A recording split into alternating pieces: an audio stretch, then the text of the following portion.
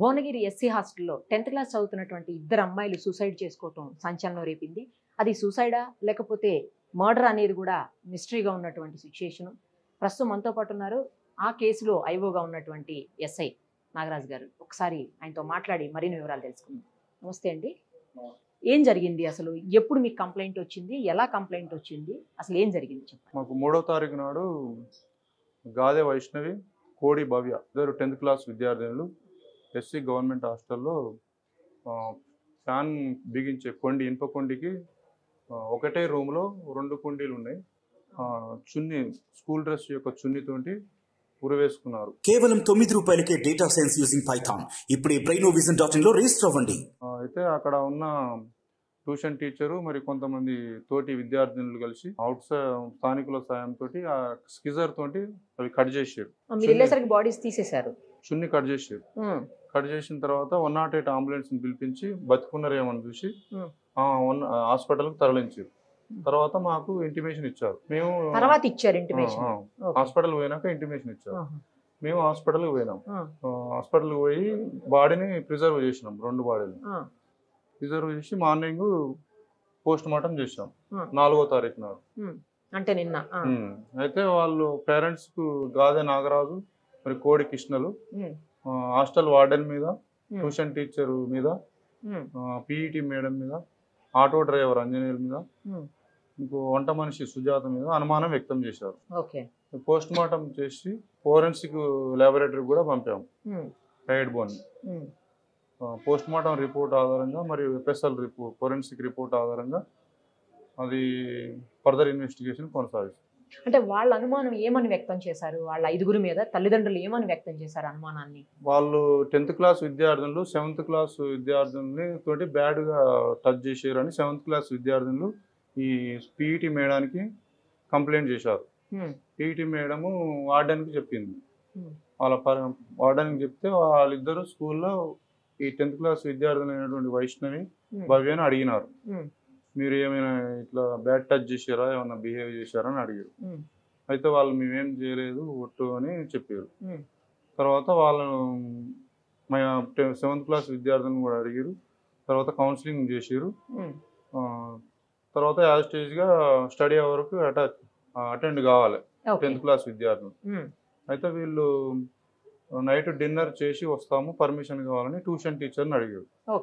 అయితే డిన్నర్ 10 నిమిషాలైనా కూడా మళ్ళీ తిని ఇంకా రాలేదని అక్కడ ఉన్న విద్యార్థిని వాళ్ళు ఇంకా రాలేదు పిలుచుకురాపోని ట్యూషన్ టీచర్ చెప్పింది. వాళ్ళు పోయినా కూడా లోపటంగా బేడం పెట్టుకొని ఉన్నారు. లోపటంగా బేడం పెట్టుకొని ఉండి తలుపు కొడితే తీస్తలేరు. మేడం తీస్తలేరంటే ఆ మేడం ట్యూషన్ టీచరు ఆ తోటి విద్యార్థిని పోయి తలుపుని గట్టిగా నెట్టేసి స్క్రూ బోల్ట్ ఇరిగి కింద పడ్డది. చూస్తే వాళ్ళు చున్నీతోటి ఫ్యాన్ బిగించే కొండీలకు చున్నీతోటి ఉరేసుకుని వేలాడుతుంది. వాళ్ళు తోటి విద్యార్థి స్కిజర్ తోటి దింపి హాస్పిటల్కి పంపించారు. అయితే ప్రాథమిక విచారణలో ఏమి వీళ్ళు చంపినట్లుగా ఏం మాకు ఆధారాలు దొరకలేదు. కానీ ఎక్స్టర్నల్ గా బాడీస్ మీద, ఇద్దరు బాడీస్ మీద చాలా చోట్ల గాయాలు ఉన్నాయి అని చెప్పేసి విజువల్స్ లో కనిపిస్తా ఉన్నాయి. మీడియాకు వచ్చినటువంటి విజువల్స్ లో చాలా చోట్ల గాయాలు కనిపిస్తా ఉన్నాయి. మాకు మెడ మీద ఇయర్ టు ఇయర్ లైగేచర్ మార్క్ మాత్రమే ఉన్నది. ఏం గాయాలు ఏం లేవు. మీకు ఎక్కడ కనిపించలేదు గాయాలు? మీరు డైరెక్ట్ గా చూసారా బాడీస్? మరి మీడియాకు వచ్చిన వాటిలో ఎక్కడి నుంచి వచ్చినాయి ఆ గాయాలు? వెరిఫై చేస్తాం. ఓకే. ఇంకొకటి, హాస్టల్ లోపల అసలు హాస్టల్లో ఉండే వాళ్ళ మీద కంప్లైంట్ ఇచ్చారంటే ఓకే, ఆటో డ్రైవర్ మీద ఎందుకు కంప్లైంట్ చేయాల్సి వచ్చింది వాళ్ళ పేరెంట్స్? ఆటో డ్రైవర్ రెగ్యులర్గా హాస్టల్లోకి వస్తాడు అని అంటున్నారు. అసలు ఎందుకు వస్తాడు ఆటో డ్రైవర్కి? ఏం పని అక్కడ ఆ టైంలో?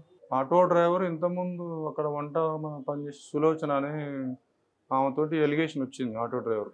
అయితే ఆమెని ఇల్లీగల్ రిలేషన్ అన్నట్టు.